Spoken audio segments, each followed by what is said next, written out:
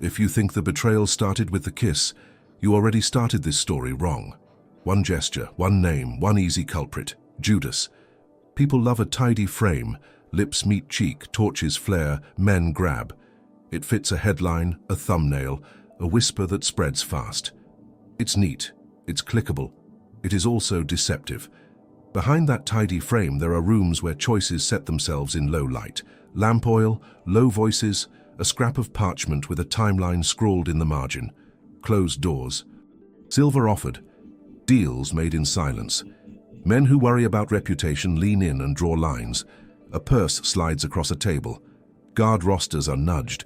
A patrol route is penciled through the quietest lane. Those small administrative moves stack until they become leverage. No one decides to betray in a single second. Betrayal rarely begins in the act. It begins in the permission that accumulates when people choose not to act. Silence is not neutrality. Silence is a policy that preserves seats and reputations. Omission compounds until responsibility is a hot potato nobody wants to hold. Systems produce scapegoats. Judas is useful because he has access and resentment. He is convenient and present. He plays a role inside a script he did not write. The heavy lifting, scheduling, nudging, authorizing night patrols happens in the hush. Logistics, not drama, does the work. Think of an office where managers agree cuts in private, then present the firing as an isolated failure. The public remembers the name on the notice and forgets the memo that scheduled the layoffs. It's easier to blame a signature than to map the meetings that made that signature necessary. That forgetfulness is not accidental, it is design. By the time the disciples step into olive shade, the logistics are tidy. Lantern bearers know where to stop. Soldiers follow memorized routes. Judas takes his place, and the greeting lands like punctuation on a paragraph already written in whispers. The kiss is the flash. The fuse was poured hours earlier. Cutaway gag. An overworked editor rewinds footage to a grey meeting room, squints at tiny initials on parchment, sighs crops to the kiss, slaps on a dramatic soundtrack and calls it a day, exactly how history sometimes edits itself. Admitting the machinery costs careers and comfort. Naming the meetings risks status. People run cost-benefit in whispers. Speak up and risk a seat, keep quiet and keep a salary. Those small calculations are structural. They are incentives that shape outcomes. When incentives favor silence, systems self-design to produce spectacles that look accidental. The kiss did not start the betrayal. It only revealed that it already existed. The visible act is a neat headline. The invisible work is a ledger of small choices. Read the margins. Who adjusted the watch shifts? Which roster allowed a detachment to pass that lane? Whose purse was seen in the wrong place and later explained away? Those are not glamorous details. They are decisive ones. So rewind the clip, read the minutes, follow the purses. Stop treating the tidy frame as the whole film. And when you look before that, the problem stops being just one person. Judas didn't create the betrayal. He stepped into something that was already convenient. Leaders were pressured, politics were heating up, and everyone hated the idea of losing control. A problem wanted a solution. A system wanted resolution. In that environment, an action becomes less a decision and more a function. Someone is needed to carry it out. Judas is not the mastermind in this scene. He is not the genius architect of conspiracy. He is the available hand with access and motive, helpful, usable, expendable.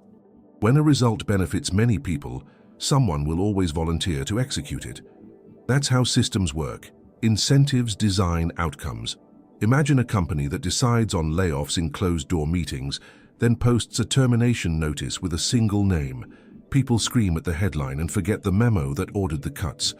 The name changes. The decision was already made. Everyone remembers the signature.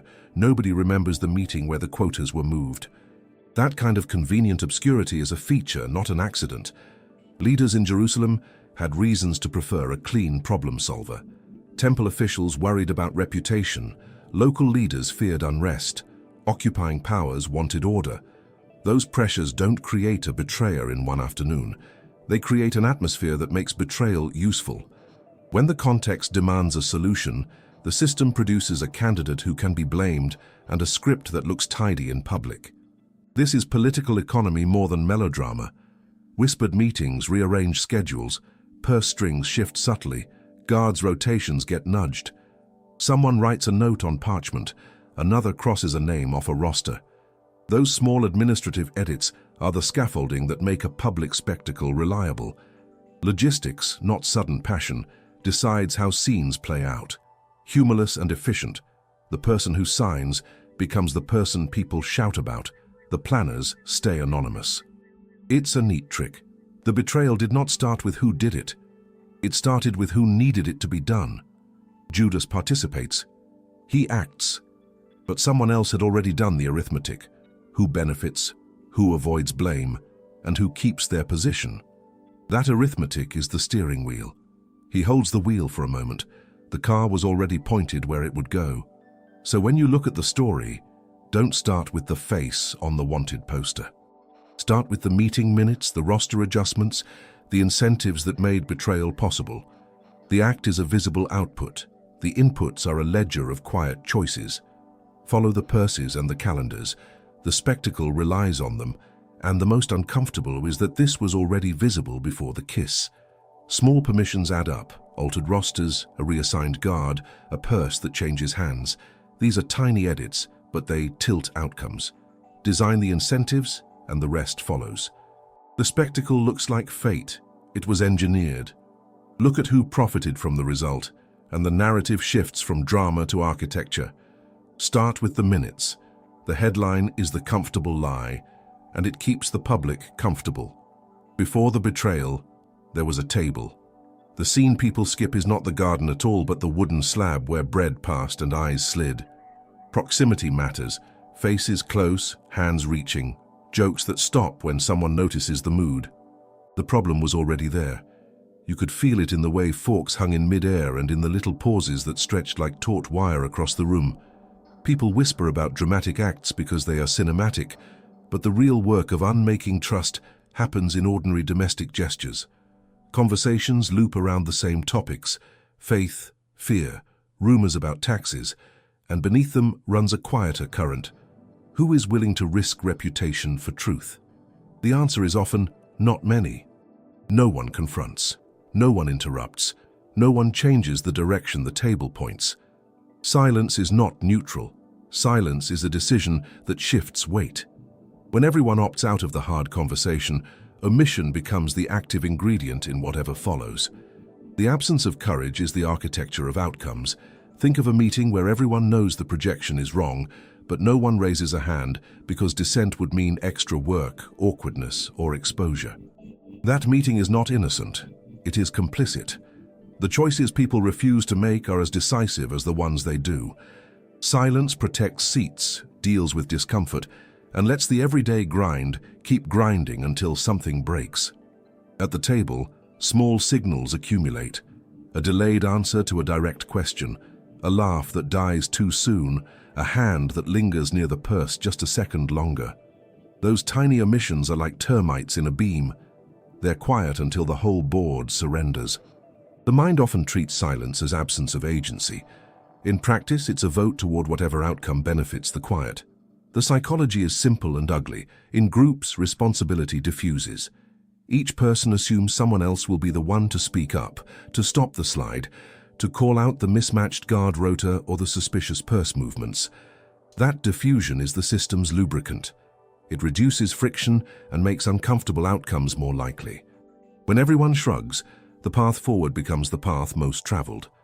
And because it's easier to assign blame to a single face than to unpack collective omission, narratives tidy themselves. A man becomes a villain because stories need a center of gravity. The ledger of small decisions, roster adjustments, whispered suggestions, the tacit agreement to handle it quietly, stays in the margins, out of headlines. There is also the human arithmetic. Speak and risk your job, your friendships, your quiet life. Stay silent and preserve the comfortable noise of daily routine. Those micro-costs are enormous in practice, and they add up. Incentives shape behavior more reliably than moral speeches do. So when the act finally occurs and people gasp, remember that the gasp is often a delayed reaction to a long consent.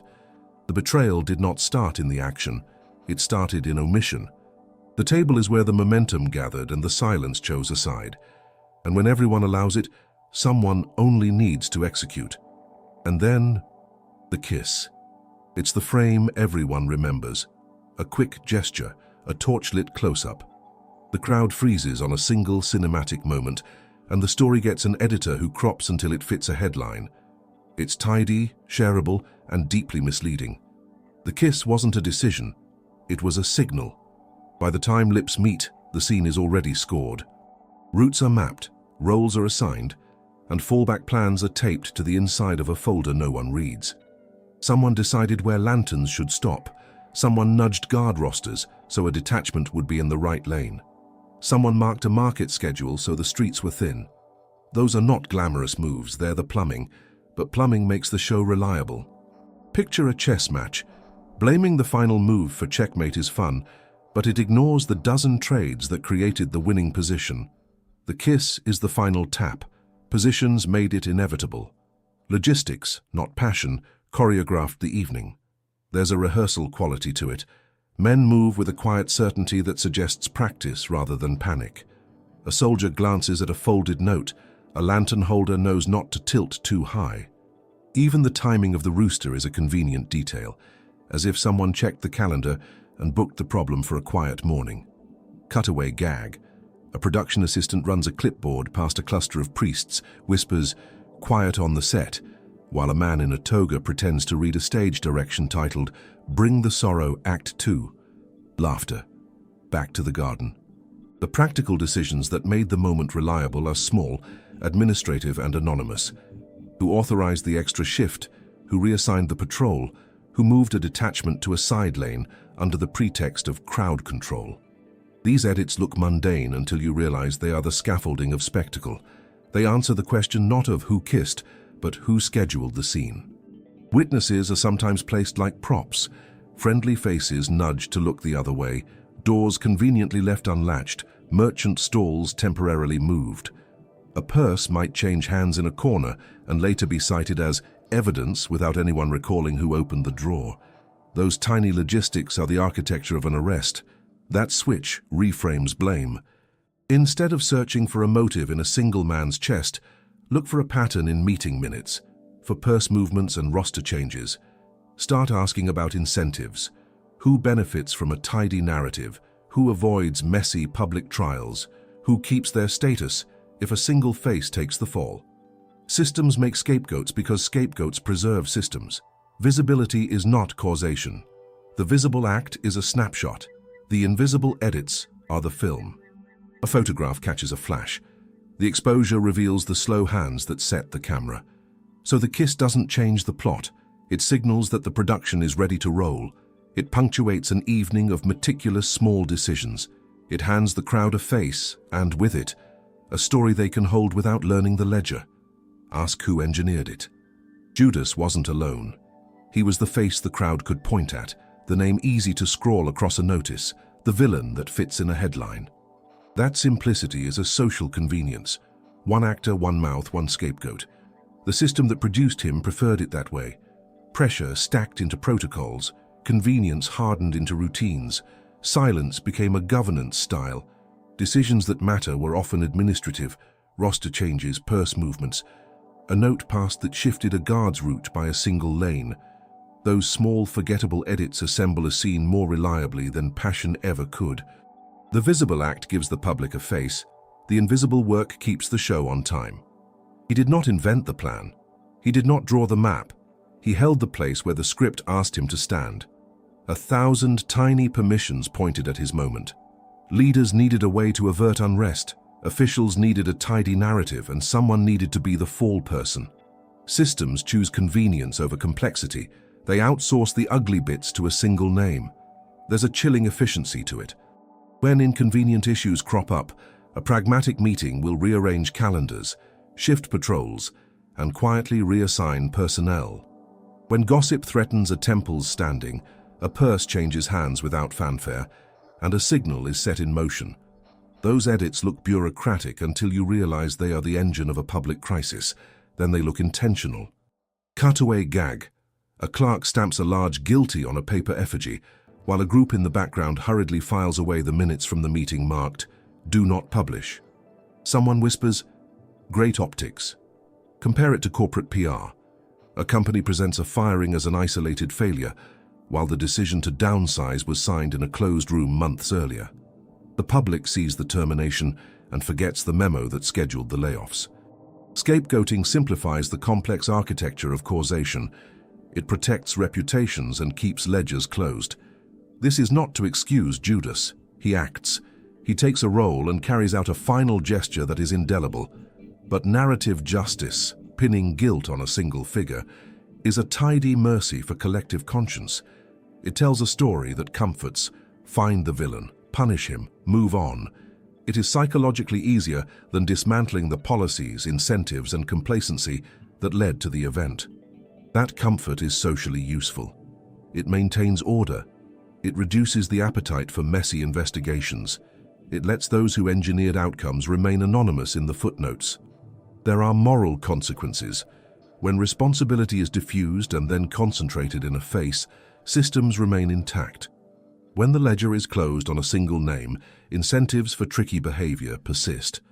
The next time tension rises, the same structural shortcuts will be available.